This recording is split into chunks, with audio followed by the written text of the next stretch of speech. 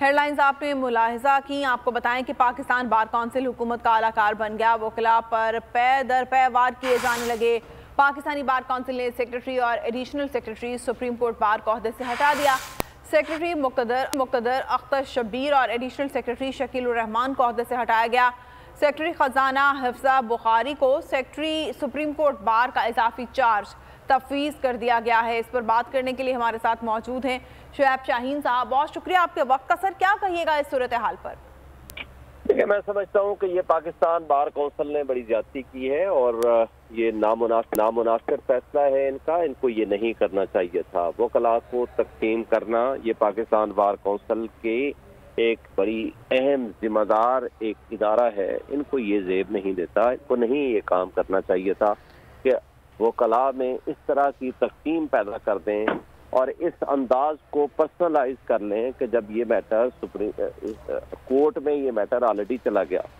आज मैं खुद इनकी तरफ से मैटर पेंडिंग था, उनके पास मैं पेश हुआ और उनको मैंने कहा कि भाई आप वकला के अंदर जो तकसीम पैदा करने की कोशिश कर रहे हैं ये नामुनासिब है और ये नहीं करना चाहिए।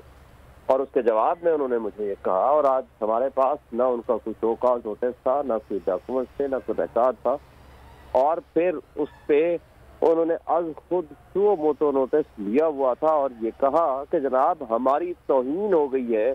उन्होंने ये कह दिया है कि आपका नोटिस इलीगल है, लिहाजा आपका बुलाया जाना गैर कानूनी है। इस गैर कानूनी कहने पे हमारी तौहीन हो गई है। ये पाकिस्तान बार काउंसिल के अल्फाज थे।